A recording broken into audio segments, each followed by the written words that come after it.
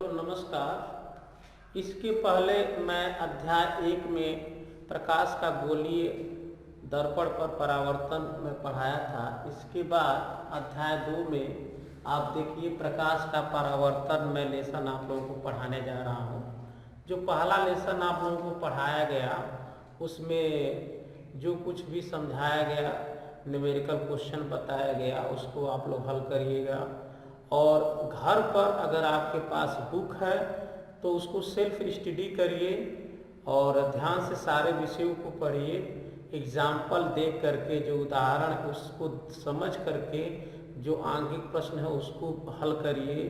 घर पे अच्छे से मेहनत करिए क्योंकि अभी लॉकडाउन का जो समय कोई निश्चित नहीं है कि कब ये ख़त्म होने वाला है, इसलिए घर पर रहिए और सोशल डिस्टेंसिंग बनाकर रहिए। देखिए मैं आज ये लेसन आप लोगों के लिए लेकर के आया हूँ अध्याय 2 प्रकाश का परावर्तन। सबसे पहले तो हम लोग ये समझेंगे कि प्रकाश का परावर्तन क्या होता है, यानी रिफ्लेक्शन ऑफ लाइट।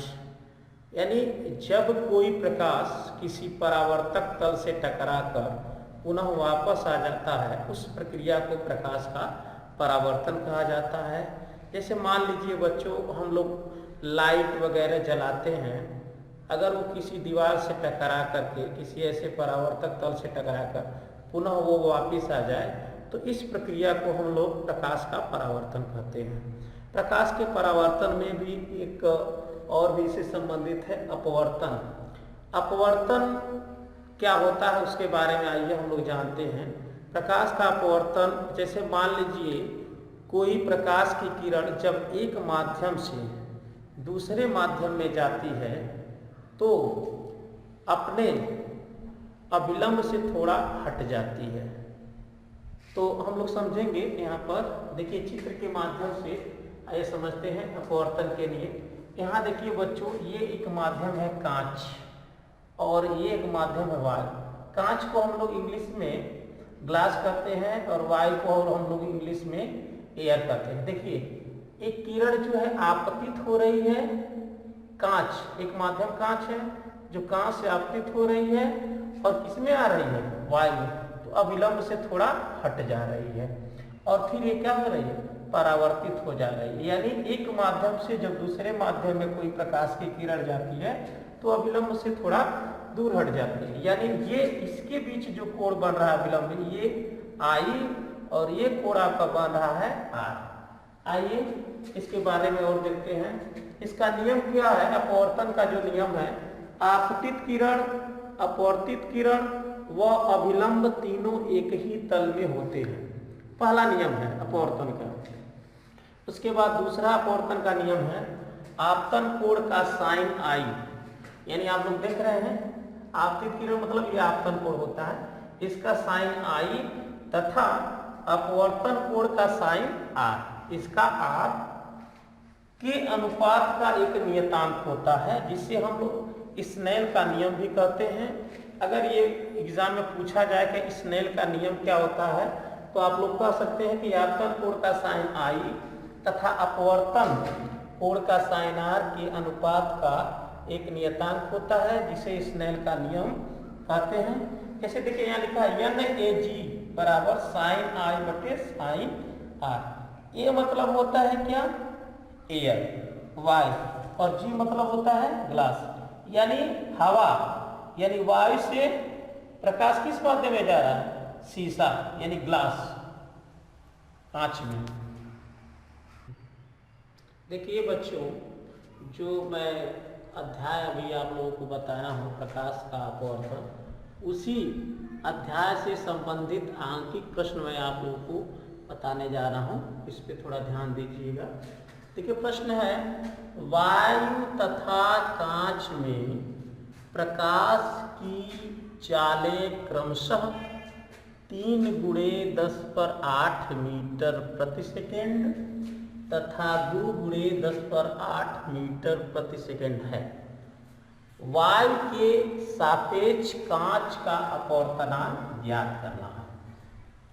देखिए यहाँ पर दोनों स्थितियों में प्रकाश की चालें दे दी गई हैं, कांच में भी दे दिया गया है और वायु में भी दे दिया। और y के सापेक्ष आपको कांच का अपवर्तनांक ज्ञात करना है। तो सूत्र है, पहले मैं बता चुका हूं, y के सापेक्ष कांच का अपवर्तनांक बराबर y में प्रकाश की चाल बटे कांच में प्रकाश की चाल। अब बच्चों ध्यान दीजिए, ये तो आपका सूत्र हो गया। अब उस सूत्र में देखिए, सबसे पहले हम लोग लिखेंगे y में प्रकाश की चाल कितनी है, तो 3 × 10⁸ मीटर पर सेकेंड है। तो इसकी जगह पर हम लोग लिख देंगे 3 × 10⁸। और कांच में प्रकाश की चाल कितनी है, 2 × 10⁸ है। तो 10⁸ से 10⁸ कैंसिल हो गया, और 2 से 3 में जब भाग देंगे तो भाग देने पर आएगा हमारा 1.5। ये हमारा आंसर आ गया, 2 × ये हमारा आंसर आ गया। देखिए बच्चों, आंकिक प्रश्न के क्रम में प्रश्न नंबर दूसरा जो थोड़ा सा उससे अलग हटकर है, उसको ध्यान दीजिएगा। एक सवाल है, वायु तथा जल में प्रकाश की चालें क्रमशः 3 × 10⁸ मीटर प्रति सेकेंड तथा 2.25 × 10⁸ मीटर प्रति सेकेंड है। वायु के सापेक्ष जल का अपवर्तनांक ज्ञात कीजिए।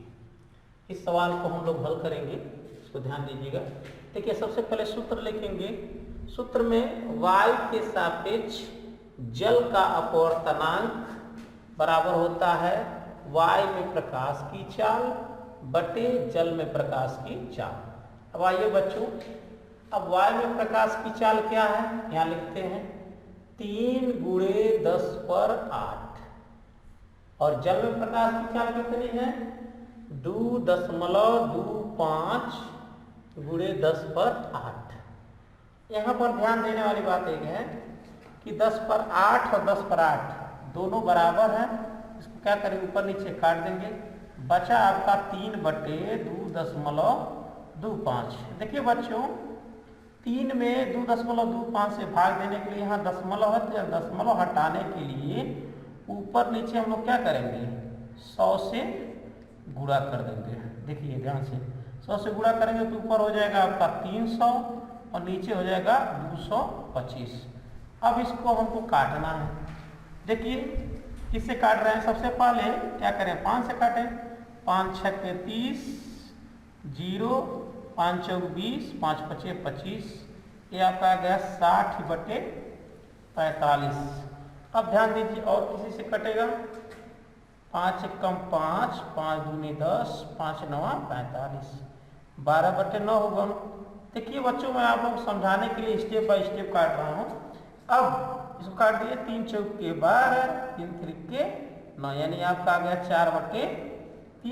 या आप यहाँ 4 में क्या करिए, 3 से भाग दे दीजिए, 3 × 1 = 3, 4 में 3 जाएगा 1, दशमलव लगाइए, 0 बढ़ाइए, 3 × 3 = 9, 10 में से 9 जाएगा 1, फिर 0 बढ़ाइए, 3 × 3 = 9, यानी 10 में से 9 जाएगा 1, यानी इसका आंसर आ जाएगा आपका 1.33। ये आपका आंसर हो जाएगा। देखिए बच्चों, उसी क्रम में आंकिक प्रश्न तीसरा देखिए, यदि वायु के सापेक्ष किसी द्रव का क्रांतिक कोण 45 अंश हो तो द्रव का अपवर्तनांक ज्ञात कीजिए। एक क्रांतिक कोण आ गया है। देखिए बच्चों, हम इसको कैसे हल करेंगे, सबसे पहले तो हम लोग सूत्र लिखेंगे। देखिए, वायु के सापेक्ष द्रव का क्रांतिक कोण कितना दिया है, क्रांतिक कोण जो होता है c बराबर दिया आपका 45 अंश। और सूत्र क्या होता है, द्रव का अपवर्तनांक बराबर होता है 1/sin c। देखिए 1/sin c का मान कितना है, 45 अंश है। देखिए बच्चों, आप लोग साइंस के बच्चे हैं, थोड़ा सा ध्यान देना पड़ेगा। मैं आप लोगों को अगले वीडियो में त्रिकोणमिति से संबंधित जो मान है मैं उसको लिख दूंगा, साइन कास टैन का सब मान, क्योंकि आप लोगों को भी जरूरत पड़ता है कभी कभी। लेकिन मैथ वाले बच्चे तो जानते हैं क्योंकि वो लोग त्रिकोणमिति पढ़ते हैं। तो यहाँ ध्यान दीजिए, 1/sin 45, 1/sin45 का मान होता है कड़ी में 2। क्या होता है आपका? sin45 का मान होता है 1/कड़ी में 2। ध्यान दीजिए बच्चों, sin45 का मान क्या होता है? 1/कड़ी में 2। तो इसको हम हल करेंगे तो 1/1 गुणे इसको टर्न आप करेंगे ऊपर, कड़ी में 2 बटे क्या हो जाएगा? 1। अब देखिए ये कड़ी में 2 क्या हो गया? ऊपर चला गया, यानी इसका अपवर्तनांक कितना हो जाएगा आपका? कड़ी में 2। यही आपका आंसर हो जाएगा। देखिए बच्चों, उसी आंकिक प्रश्न के क्रम में प्रश्न नंबर 4 के दूसरे थोड़े अलग टाइप का है, इसको ध्यान दीजिएगा। कांच वायु के लिए क्रांतिक कोण का मान ज्ञात कीजिए। वायु के सापेक्ष कांच का अपवर्तनांक 1.5 है और यहाँ दे दिया गया है sin42 बराबर 0.67। इसको थोड़ा ध्यान से देखिएगा बच्चों, हल करेंगे हम लोग। माना कांच वायु के लिए क्रांतिक कोण क्या है? C है। क्रांतिक कोण को C से ही निरूपित करते हैं। अब NaG बराबर दिया है 1.5। सूत्र चूंकि होता है वायु के सापेक्ष कांच का अपवर्तनांक बराबर यानी NaG। ये मतलब आपको पहले बता चुका हूं, एयर मतलब हवा, G मतलब होता है ग्लास यानी कांच, यानी वायु के सापेक्ष कांच का अपवर्तनांक बराबर सूत्र होता है 1/sin। अब बच्चों देखिए ध्यान दीजिए, यहाँ NaG बराबर कितना दिया है आपका? 1.5 और 1/sin। इसी C का मान बताना है क्रांतिक कोण का। अब ध्यान दीजिए, हम लोग क्रॉस मल्टीप्लाई करेंगे बच्चों, क्रॉस मल्टीप्लाई करेंगे इससे इसे, तो ये आपका हो जाएगा 1.5 sin बराबर 1, या इसको हम लोग लिख सकते हैं sin बराबर 1/1.5। देखिए बच्चों, इस दशमलव को हटाने के लिए ऊपर नीचे हम लोग क्या करेंगे? 10 से गुणा कर देंगे, यानी 1 × 10/1.5 × 10, यानी आपका ये हो जाएगा sin बराबर 10/15। काटिए इसको, 5 × 10 5 × 15, या sin बराबर हो जाएगा आपका 2/3। अब क्या करेंगे? 2 में 3 से भाग देंगे। आइए यहाँ भाग देते हैं 2 में 3 से, दशमलव लगाएंगे, 0 बढ़ाएंगे, 3 × 6 = 18, 10 में से 8 जाएगा, कितना बचेगा? तो फिर 0 बढ़ाएंगे, 3 × 6 = 18। ऐसे करते करते 3 × 6 = 18 आ जाएंगे, यानी लगभग इसको हम ले सकते हैं 0.67, इसका निकटतम मान हो जाएगा। यानी आपका आ गया sin बराबर 0.67। और बच्चों यहाँ दिया गया है 0.67 की जगह पर हम क्या लिख सकते हैं? sin42। ध्यान दीजिएगा, यहीं पर 0.67 की जगह पर हम sin क्या लिख सकते हैं? 42, यानी ये sin बराबर हो जाएगा आपका sin42। अब देखो बच्चों, sin से sin को क्या कर दो? कैंसिल कर दो, बच जाएगा आपका C बराबर 42, यानी यही हो जाएगा आपका क्रांतिक कोण। मैं बहुत ही सरल तरीके से समझाने का कोशिश किया हूँ। अगर आपको यह सवाल समझ में आ गया हो तो इससे संबंधित और सवाल आप लोग हल करिएगा जो बुक में दिया गया है, और बच्चों घर पर रह करके अच्छे से पढ़िए, सेल्फ स्टडी पर ज़्यादा ध्यान दीजिए। और इससे संबंधित अगर और इस लेसन में सवाल है, अगर आपको नहीं आता है तो आप लोग व्हाट्सएप के माध्यम से पूछ सकते हैं। धन्यवाद।